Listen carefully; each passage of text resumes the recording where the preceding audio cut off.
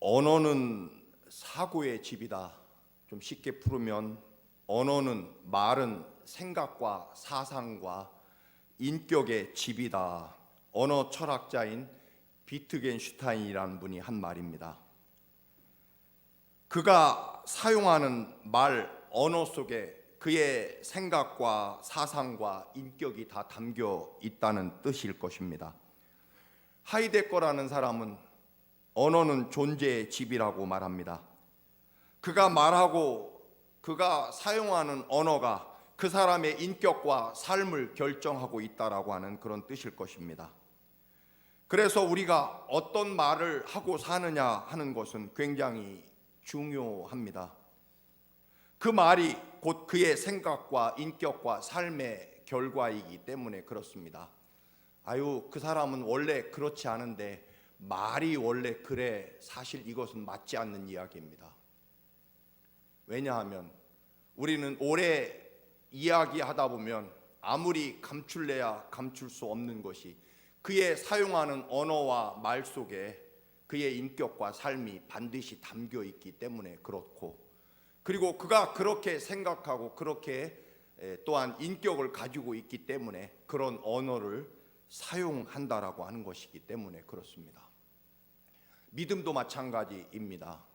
그 사람은 믿음은 참 좋은데 말이 원래 그래, 또는 말은 그렇더라도 그 사람은 마음은 참 착하고 좋은 사람이야. 사실은 그건 정확하지 않은 이야기입니다. 마음이 진짜로 착하면 그의 사용하는 언어도 사실은 착한 언어, 아름다운 언어를 사용하게 되어 있기 때문에 그렇습니다. 우리가 분명코요 부정적인 언어를 사용하는 사람은 그의 인격과 삶이 부정적이기 때문에 그렇다라고 하는 것입니다. 반대로 우리는 우리의 언어가 존재의 집이라고 한다면 반대로 말을 바꾸어서 우리의 삶을 바꿀 수 있다, 그런 이야기가 됩니다. 그게 우리 믿음 또는 기독교 정신에 맞는 이야기입니다. 왜냐하면 하나님의 말씀은 살아있고 운동력이 있어 말씀 그대로 되기 때문에 그렇습니다. 우리 기독교 신앙은 선포하는 대로, 말하는 대로, 고백하는 대로 되어지는 종교이지 된 대로 말하는 것이 기독교가 아니다라고 하는 것입니다. 비록 어렵고 힘들지만 하나님의 능력으로 승리할 수 있다라고 말하면, 이것이 하나님의 은혜라고 말한다면 그렇게 된다라고 하는 것입니다. 왜냐하면 말에는 운동력이 있기 때문에 그렇습니다. 하나님이 세상을 창조하실 때 뭔가를 만들어 놓고 말씀하신 것이 아니라 빛이 있으라라고 선포하시니까 빛이 생겼고, 그리고 새가 있으라 하니까 새가 생겼고, 또는 바다가 있으라 선포하니까 바다가 생겨났기 때문에 그렇습니다. 그래서 우리는 우리의 신앙의 언어가 어떠냐에 따라 우리의 신앙도 결정된다라고 하는 것입니다.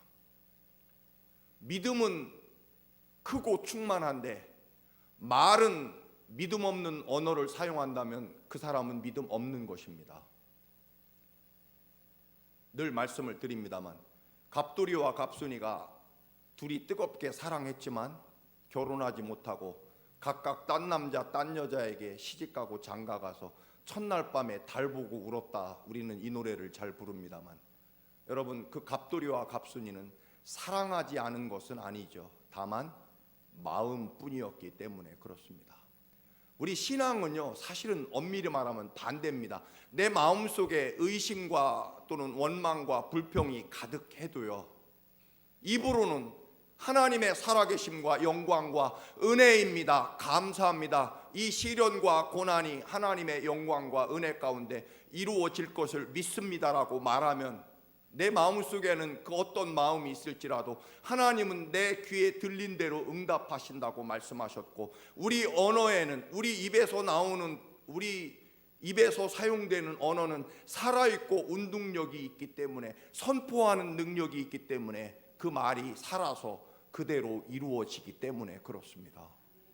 여러분, 그래서 그런 의미에서 우리는 성숙한 신앙의 언어를 사용해야 되는데, 가장 성숙한 신앙의 언어는 두말할 것도 없이 감사일 것입니다. 그런데 이 감사는 은혜를 알아야 감사의 언어가 나오게 되어 있는 거죠. 오늘 그런 의미에서 사도 바울은 나의 나 된 것은 하나님의 은혜로 된 것이라고 고백하는 이 신앙 고백이야말로 가장 성숙한 신앙 고백 언어가 될 것입니다. 여러분, 그렇습니다. 우리 신앙이라고 하는 것은요, 다른 게 아닙니다. 하나님이 얼마나 나를 사랑하고 계신지를 아는 거죠. 은혜를 아는 것이 우리 믿음의 전부다라고 하는 것입니다. 나의 나 된 것은 하나님 은혜로 된 것이니 내게 주신 그 은혜가 헛되지 않아서 나는 모든 사도보다 더 많이 수고했지만 그러나 내가 한 것이 아니라 오직 나와 함께 하신 하나님의 은혜로다. 아멘.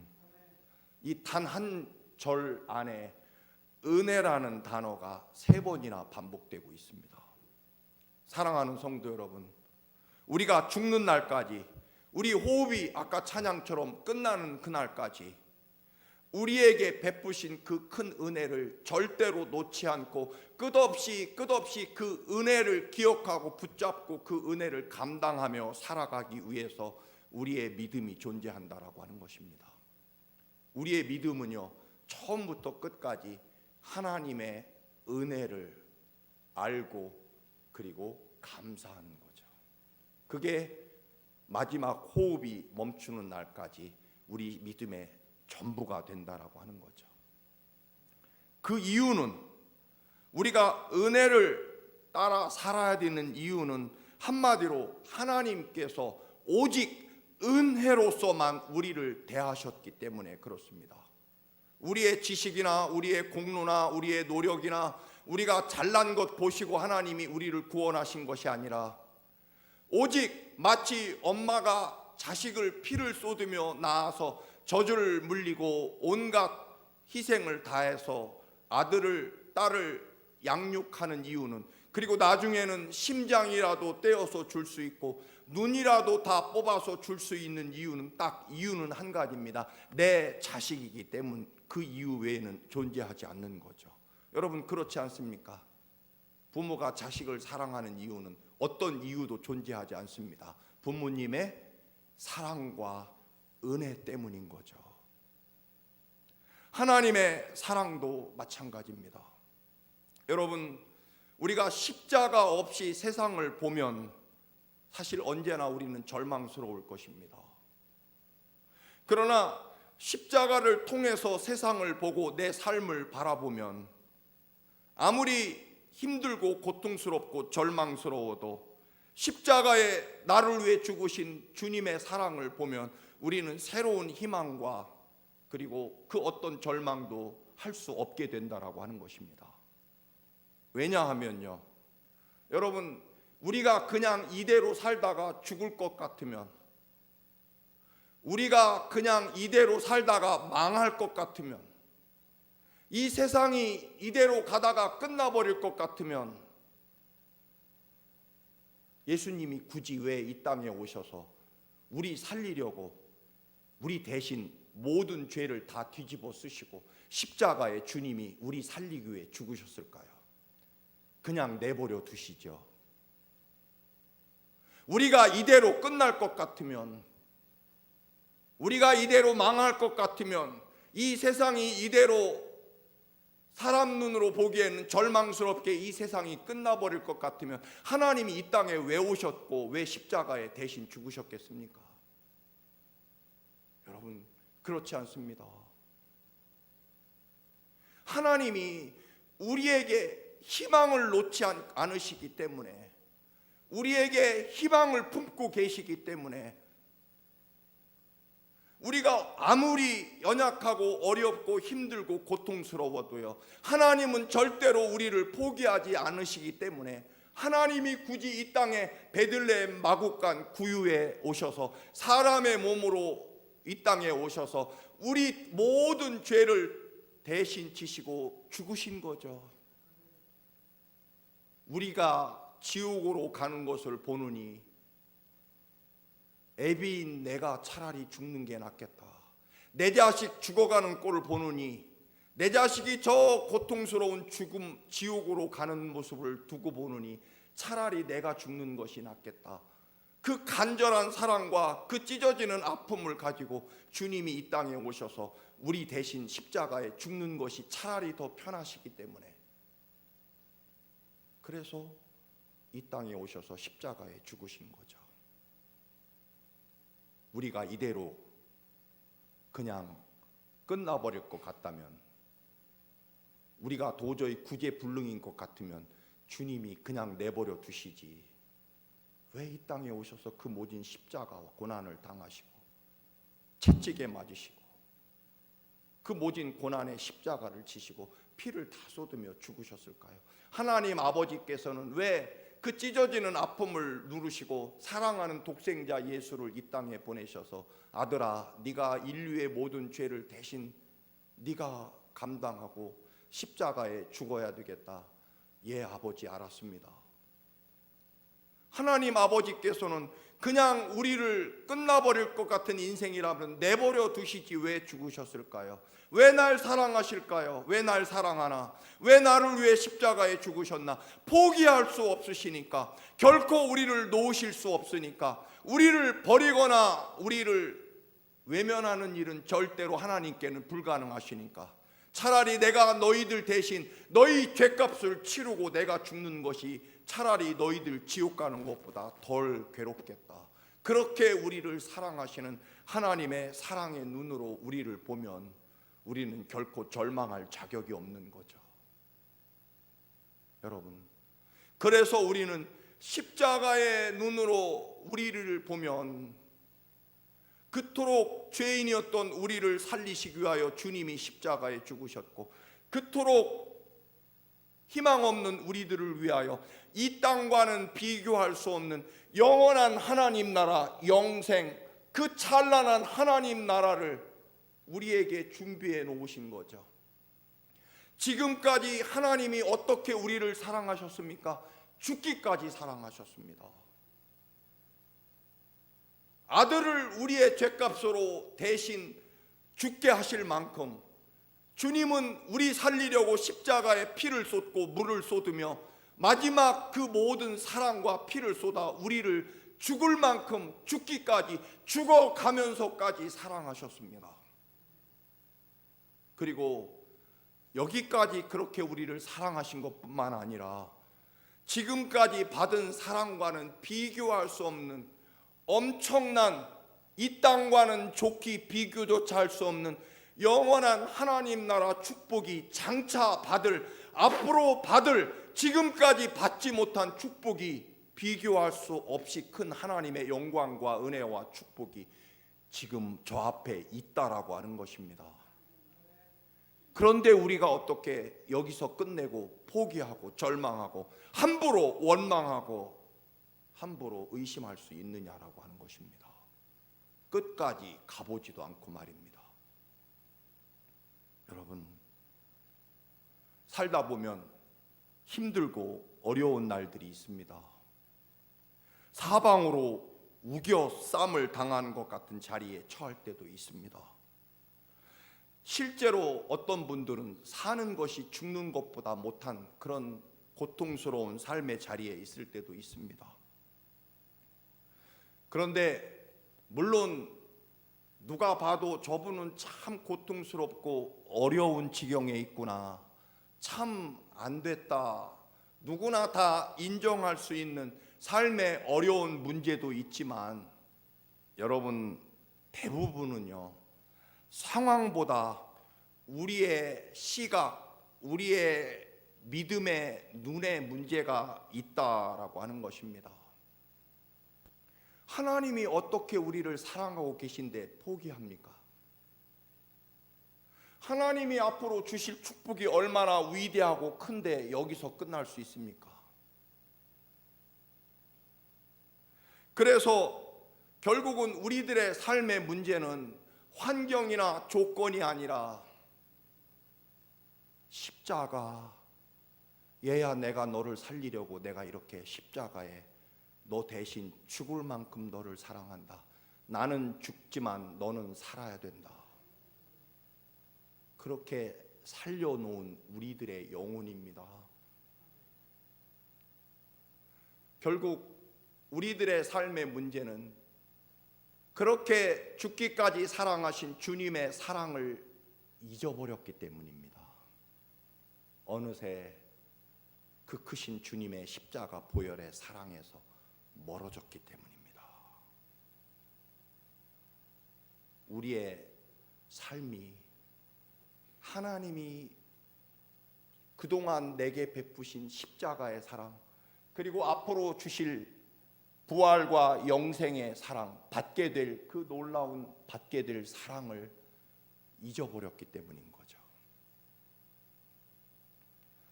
여호수아 7장 말씀에 보면 이스라엘이 여리고성을 단숨에 무너뜨리죠. 하루에 한 바퀴씩 법궤를 앞세우고 돌다가 함성을 지르고 여리고성을 단숨에 함락시킵니다.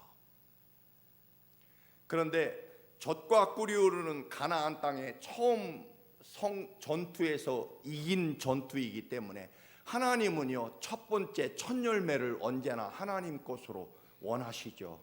그래서 다음부터는 너희들이 갖되 여리고성에서 얻은 전쟁 물자는 다 하나님께 가져와라. 왜냐하면 첫 열매니까. 그리고 이 모든 것들이 하나님이 베푸신 능력과 은혜라는 것을 잊지 않게 하시려고 하나님이 여리고성에 있는 모든 물건은 하나님께 드리라고 하신 거죠. 그런데 우리가 아는 대로 아간이라고 하는 자가 외투 한 벌과 금과 은덩어리를 몰래 자기 집, 자기 장막, 천막 속에 감추어 두게 됩니다. 이제 두 번째 아이성, 말 그대로 작은 아이 같은 아주 손바닥만한 작은 성에 이스라엘이 두 번째 전쟁을 하러 갑니다. 정탐꾼을 보냈더니 그 성은 너무 작아서 우리 군대 다 갈 것도 없습니다. 한 2-3천 명만 보내면 충분합니다. 그런데 그 아이성에서 처절하게 패배하죠.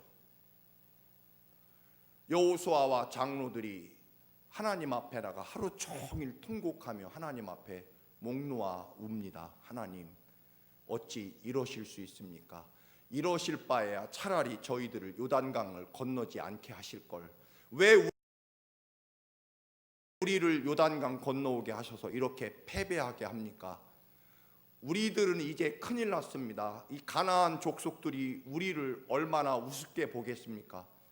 아이성, 그 가장 작은 성조차 패배하는 이스라엘은 우리가 두려워할 것이 없다고 이제 우리를 무시할 겁니다.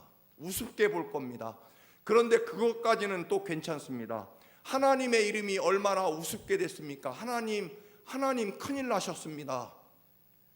사람들이요, 이스라엘의 하나님이 아이성 그 작은 성에서 패배했다고 하나님을 우습게 볼 겁니다. 하나님 큰일 나셨네요라고 이 여호수아가 하나님 앞에 울부짖을 때 하나님이 말씀하십니다. 여호수아야, 너는 지금 왜 내 앞에서 울고 있느냐?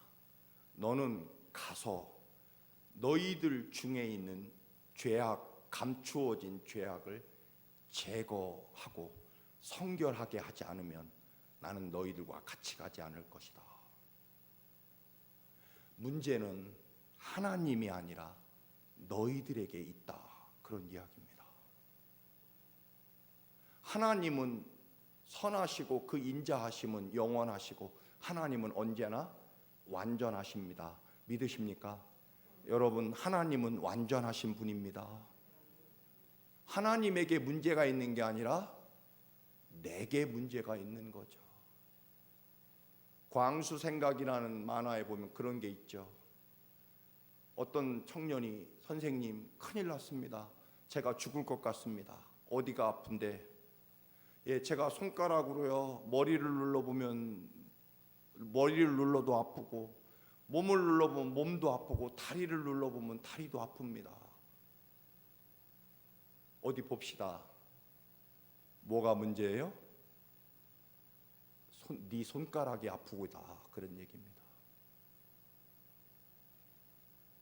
여러분, 하나님의 완전하심과 선하신 그 하나님의 인자하심 앞에 왜 울고불고 난리냐?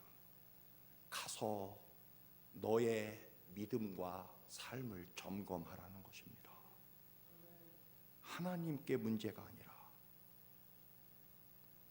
여러분, 어렸을 때 누나하고 저하고 왜 그랬는지 기억은 없습니다만, 누나하고 저하고 막 통곡을 하고 있을 때 어머님이 들어오셔서 방문을 열고 오셔서 우리에게 소리친 기억이 납니다. 야, 이 녀석들아, 애미가 죽었니? 왜 울어? 울긴 왜 울어? 애미가 죽었니? 울지 마. 애미가 죽은 것도 아닌데 왜 울어? 여러분, 하나님이 죽으셨습니까? 하나님이 여러분을 사랑하고 있지 않습니까? 하나님이 여러분에게 멀어졌습니까? 왜 웁니까? 왜 절망하고, 왜 원망하고, 왜 의심합니까? 하나님이 죽었습니까? 울기는 왜 웁니까? 하나님이 떠나셨습니까? 하나님이 우리를 덜 사랑하십니까? 십자가에 우리 살리려고 죽기까지 사랑하신 하나님 아버지의 사랑 앞에 왜 웁니까? 여러분, 큰일이 뭐가 큰일입니까? 돈 떨어진 거요? 높은 자리에서 내려온 거요? 가게가 안 되는 거요? 여러분, 그게 큰일이 아니라 하나님 아버지가 내 안에 죽으신 거, 그게 큰일입니다. 여러분, 어린아이에게 큰일이 뭡니까? 용돈 떨어진 거요? 신발 한 짝 잊어버린 거요? 아닙니다. 여러분, 부모님이 돌아가신 게 큰일이죠. 여러분 생명과 영혼 안에 살아계신 하나님이 안 계신 게 큰일입니다. 여러분,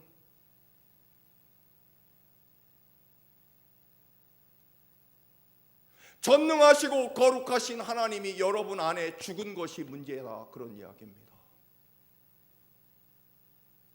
하나님이 여러분에게서 멀어진 게 큰 문제죠. 큰일 난 겁니다. 여러분,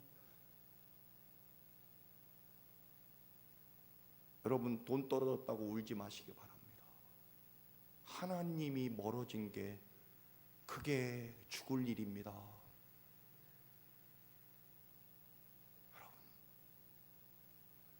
여러분, 하나님의 말씀과 기도가 없으면 그게 문제인 거죠.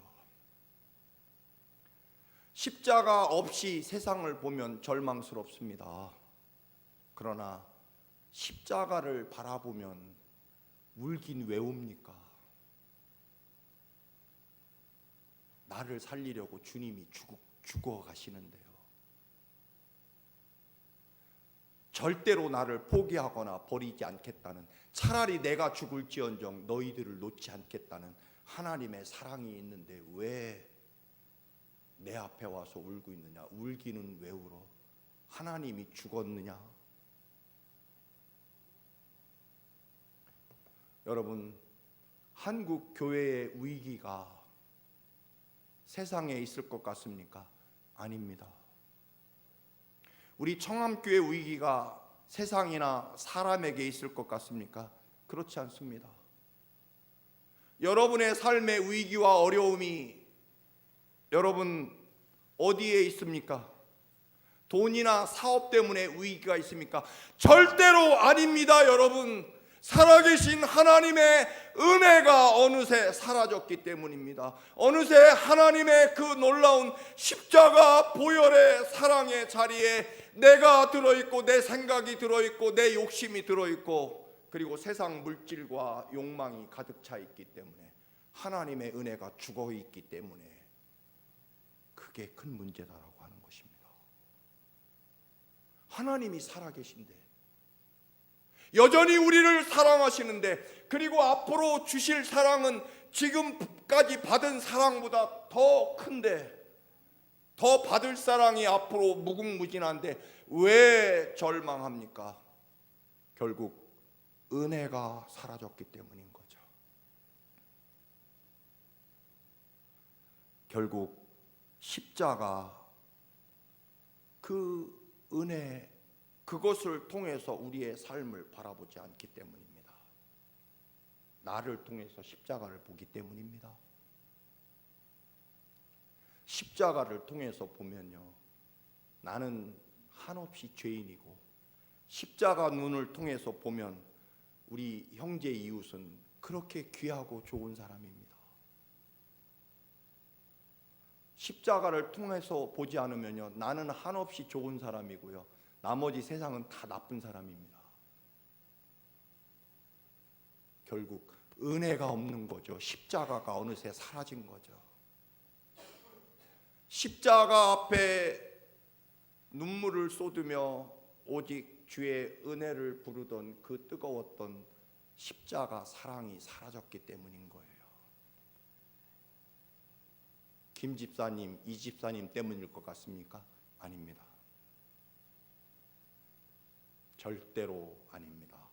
은혜가 사라졌기 때문입니다. 사도 바울은 비교할 수조차 없는 훌륭한 삶을 살았죠. 그는 아마 좀 비유를 한다면 그 당시 사도 바울의 그 당시 세상에서 아마 가장 똑똑하고 지성인 세 번째 안에 들어갈지 모릅니다. 아마 그럴 겁니다. 가말리엘이라는 최고의 스승에서 배운 최고의 지식인 지성인이었고요. 그는 바리새인 히브리인 중에 히브리인이었고 정말 도덕적으로 종교적으로 완벽한 사람이었습니다. 로마 시민권도 가지고 있었고 부잣집 아들이었습니다. 그런데 그는요, 십자가를 통해 자기를 바라보면 자기는 죄인의 괴수라고, 죄인의 두목이라고 그렇게 스스로를 보게 됩니다. 그래서 나 같은 사람이, 나 같은 죄인이 십자가 주님의 보혈의 은혜와 부활의 소망을 가지고 복음을 전할 수 있게 된 것이 이게 얼마나 큰 은혜인지, 그래서 다른 사도보다 더 열심히 애썼지만 그럼에도 불구하고 그 모든 것들이 하나님의 은혜라고 말합니다. 사랑하는 성도 여러분, 세상에 교만처럼 역겨운 것이 없죠. 그리고 겸손처럼 아름다운 것도 없을 것입니다. 십자가 밖에 서 있으면 우리는 교만해질 수밖에 없고, 십자가 안에 있으면 우리는 끝없이 나를 죄인으로 보면서 나 같은 죄인을 용서하신 하나님의 그 사랑 때문에, 은혜 때문에, 은혜 때문에, 은혜, 오직 은혜, 오직 주의 은혜, 호흡이 끝나는 그날까지 주님의 십자가 보혈의 은혜. 그래서 오늘 여전히 우리에게 필요한 것은 그 어떤 것도 아니라 주님의 은혜입니다. 하나님의 은혜입니다. 여러분, 그래서 우리는 은혜와 십자가 그 보혈의 은혜 위에 우리의 삶을 새롭게 다시 세워야 된다라고 하는 것입니다. 여러분, 은혜는요, 놀라운 능력을 가지고 있습니다. 카리스라는 이 단어가 은혜라는 뜻인데, 이 카리스라는 말은 능력으로 또 번역이 됩니다. 왜 그럴까요? 은혜 받으면요, 능력 있는 사람이 되기 때문에 그렇습니다. 여러분, 망나니 자녀도요, 부모님의 은혜를 알게 되면 무서운 새로운 사람이 되지 않습니까? 죄인의 괴수였던 사도 바울이요, 은혜를 알게 되니까 로마에 가면 말씀드린 대로 새 우물 교회가 있습니다. 사도 바울이 그 찬란했던 자신의 삶을, 십자가와 부활을 전하는 자신의 믿음의 모든 인생을 걸고 마지막에 로마 황제에게 단두대에 목이 잘려서 그 떨어진 목이 3번 튀어 올라와서 생긴 우물, 새 우물 교회가 있습니다. 베드로 성당에 비하면 사람들도 찾지 않고 초라하게 새 우물 교회가 얼마 떨어져 있지만 여러분, 그럼에도 불구하고 사도 바울은 나의 나 된 것은 하나님의 은혜라고 고백합니다. 여러분, 우리의 문제는 은혜가 여전히 또 필요하다는 것입니다. 이 은혜가 강같이 흐르고 십자가 보혈의 은혜를 회복해서 다시 일어서시는 여러분과 우리 청암교회가 되기를 주님의 이름으로 축원합니다. 아멘.